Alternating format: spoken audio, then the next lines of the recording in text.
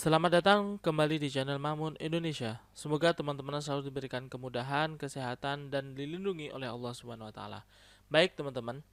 Sebagaimana yang sudah kita ketahui bahwasanya di tahun 2021 mendatang itu akan ada penerimaan CPNS dan juga penerimaan P3K. Maka dari itu, adakah formasi P3K di lingkungan Kementerian Agama?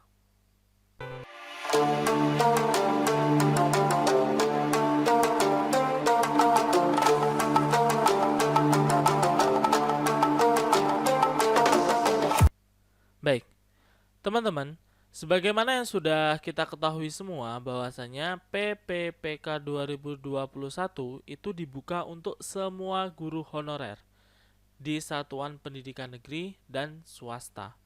Jika kita lihat dari poin penting daripada yang disampaikan oleh Menteri Nadiem Makarim, maka semua guru ini akan bisa ikut seleksi P3K. Kalau bahasanya itu semua guru dan kemudian dikatakan di satuan pendidikan negeri dan swasta, kita tahu ya, di Indonesia ini ada dua jenis satuan pendidikan. Satu di bawah Kemendikbud, yang kedua itu di bawah naungan Kementerian Agama, atau biasanya kita ketahui yang satu itu SMPN, yang satunya MTSN atau SD, MI, MA, SMA. Universitas, oh kalau universitas nggak ada ya, atau universitas berbasis Islam gitu, misalkan Universitas Islam Bengkulu atau Universitas Negeri Bengkulu. Nah, itu kan secara tidak langsung yang satunya itu lebih ke umum, yang satunya lebih ke agama gitu ya. Nah, kalau ini berita yang kita dapatkan dari Menteri Nadiem Makarim itu semua guru di satuan pendidikan negeri dan swasta itu semuanya bisa mendaftar P3K ini, seleksi P3K. Maka teman-teman yang masih meragukan apakah ada atau tidak di lingkungan Kemenak itu penerimaan P3K, maka jawabannya harusnya ada. Karena di awal itu semua guru honorer di satuan pendidikan negeri. Di Indonesia berarti yang satu Kemendikbud, yang satu Kemenak.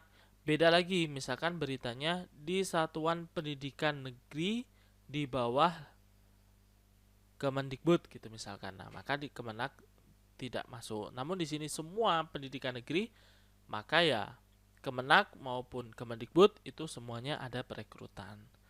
Kemudian kita kilas balik di tahun 2019 lalu, itu Kemenak juga sudah mengusulkan 20.000 formasi P3K. Nah, di mana pada formasi kala itu dikhususkan tenaga guru dan penyuluh. Baik itu penyuluh agama ya, berarti kalau sini yang dimaksud, maka Kemenak itu dari dulu memang sudah ada pengajuan P3K. Jadi teman-teman jangan terlalu takut gitu ya. Kalau saran dari Mamun Indonesia begitu, teman-teman jangan terlalu takut.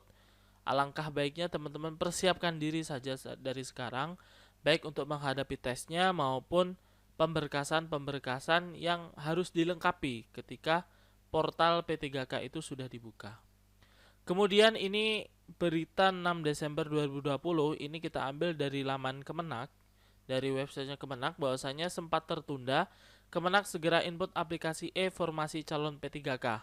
Maka di sini kita sudah lihat itu ada tanda-tanda memang Kemenak itu juga akan membuka perekrutan P3K untuk guru-guru honorer di bawah Kemenak gitu ya, di bawah lingkungan Kementerian Agama. Berarti teman-teman yang sekarang itu mengajar di MTSN, di MAN, atau di MIN gitu, dari sekarang sebaiknya lengkapi persyaratannya, belajar dari sekarang agar nanti ketika sudah waktunya untuk berkompetisi, itu teman-teman sudah tidak kaget dan sudah bingung lagi gitu. Dan kemudian saya itu punya saudara, kebetulan saudara saya itu mengajar di sekolah negeri di bawah naungan Satuan Pendidikan Kementerian Agama di MIN gitu. Dan belum lama ini beliau bercerita bahwasanya lagi sibuk mengurus pemberkasan untuk mengikuti P3K ini karena kebetulan umurnya sudah lebih dari 35 tahun. Maka berarti ada perekrutan P3K ini. Namun untuk yang umum, nah untuk umum ini memang tidak ada gitu ya.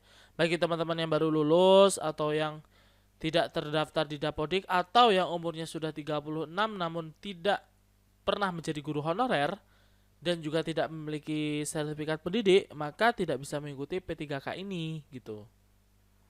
Kalau itu di semuanya kita memang tidak ada gitu, karena di sini memang dikhususkan untuk guru-guru yang sudah honor menjadi guru. Dan bagusnya lagi adalah P3K ini diberi kesempatan kepada guru-guru ini 3 kali tes. Maka dari itu saya ingatkan, persiapkan dari sekarang dan libatkan Allah Subhanahu wa taala. Perbanyak amalan, ibadah, bersodakoh, itu juga bisa sholat duha, sholat tahajud gitu agar teman-teman dilancarkan semua urusannya. Namun yang perlu diingat adalah ketika sudah melibatkan Allah, teman-teman juga harus ikhtiar, belajar, kemudian membaca-membaca, menyiapkan berkas-berkas agar semuanya dilancarkan. Oke? Semoga menjawab pertanyaannya. Terima kasih sudah menonton. Like jika suka, dislike jika tidak suka. Silahkan subscribe channel Mamun Indonesia ini agar teman-teman tidak ketinggalan video-video terupdate selanjutnya. See you next time dan matur suwun. Terima kasih, sampai jumpa di video selanjutnya. Salam Mamun Indonesia.